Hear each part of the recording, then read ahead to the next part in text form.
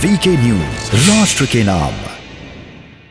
ये digital media के platform को आपके खिलाफ जो दुरुपयोग किया जाता है उन लोगों के द्वारा किया जाता है जिनकी उपस्थिति ग्राउंड जीरो पर एकदम जीरो है।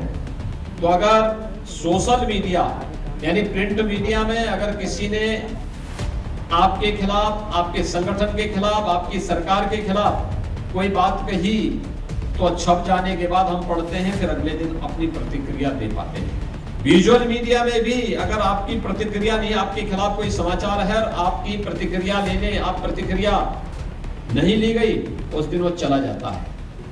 एक समाचार पत्र घर में और गांव में भी जाता था, उसकी बड़ी अहमियत हुआ करती थी। किसी चाय की दुकान में या किसी सार्वजनिक स्थल पर कोई समाचार पत्र आता था, पूरा गांव उस समाचार पत्र को पढ़ता था और उसमें एक एक खबर का अवलोकन करता था। स्वाभाविक रूप से प्रिंट मीडिया की अहमियत को हम आज भी कम नहीं कर सकते, उसकी अपनी जगह है।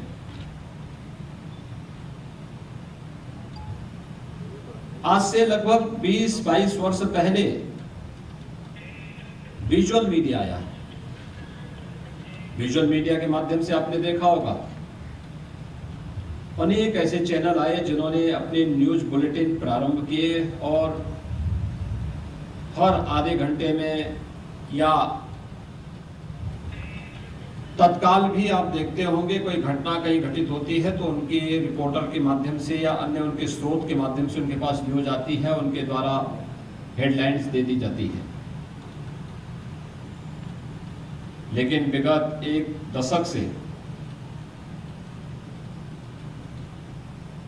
सोशल मीडिया और सोशल मीडिया में भी उसके अलग अलग वर्जन देखने को मिले हैं।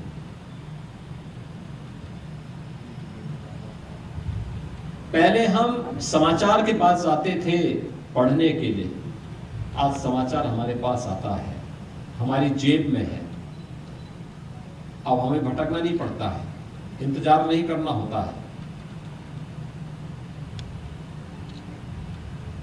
पहले अगर छुट्टी के दिन है तो व्यक्ति घर में ऊब जाता था अगर समाचार पत्र नहीं आया, लेकिन आज नहीं आया, उसका स्मार्टफोन है, अपना टैबलेट है, वो तत्काल डाउनलोड कर लेता है, देख लेता है कहां पे क्या घटना घटित हुई, एक एक घटना की जानकारी होती है। और अगर सोशल मीडिया में आप एक्टिव हैं तो देश और दुनिया की एक एक गांव की एक एक खबर की पूरी जानकारी आपके पास होती है। डिजिटल मीडिया ने कितना परिवर्तन ला दिया है। जिस समाचार के लिए आपको गांव में चाय की दुकान में, किसी सार्वजनिक स्थल पर, सार्वजनिक पुस्तकालय में, बहुत सारे लोग ऐसे हुआ करते थे 90 के दशक तक जिनके पास समाचार पत्र खरीदने तक के लिए पैसा नहीं होता था, या किसी को बहुत सारी चीजें होती थी कि वो कहीं कहीं पेपर पढ़ना चाहता था तो किसी पुस्तकालय का सहारा लेता था, किसी अन्य ऐसे परिवारों का सहारा लेता था जिसके माध्यम से वह समाचारों को और गहराई से देख सके, जान सके, उसकी महत्वपूर्ण कतरन को अपने पास रख सके। लेकिन आज हर एक व्यक्ति जिसने थोड़ी भी रुचि ली, उसकी जेब में एक एक समाचार होता है, उनकी जानकारी होती है। ये तो सबके पास है। लेकिन एक जागरूक नागरिक होने के नाते और दुनिया के सबसे बड़े राजनीतिक दल भारतीय जनता पार्टी के साथ जुड़े होने के नाते आपकी कुछ जिम्मेदारी भी है। जिम्मेदारी ये कि डिजिटल मीडिया के प्लेटफॉर्म को आपके खिलाफ जो दुरुपयोग किया जाता है उन लोगों के द्वारा किया जाता है जिनकी उपस्थिति ग्राउंड जीरो पर एकदम जीरो है।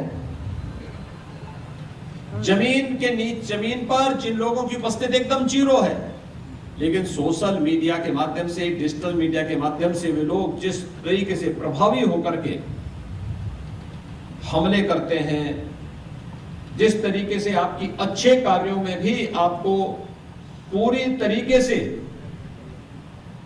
घेरने का प्रयास करते हैं, उन सभी लोगों का जवाब देने के लिए भी हमारे पास एक उचित प्रशिक्षण होना चाहिए।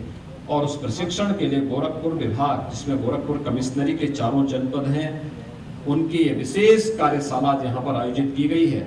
मुझे बहुत प्रसन्नता है। आज संजोग है कि मैं भी गोरखपुर में हूँ, तो गोरखपुर में आपके साथ संवाद बनाने का अवसर प्राप्त हुआ है। मैं आप सबका इस कार्यशाला में हृदय से स्वागत करता हूँ, अभिनंदन करता हूँ। याद रखना, ये सोशल मीडिया है। यह 2 चीजें हमें देखनी होंगी। प्रिंट मीडिया में एक तरफा संवाद होता था,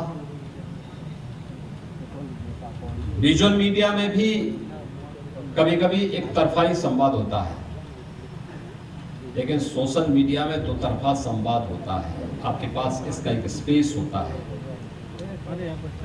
याद रखना, इसमें दोनों चीजें हैं। अगर आप सक्रिय हैं, जागरूक हैं,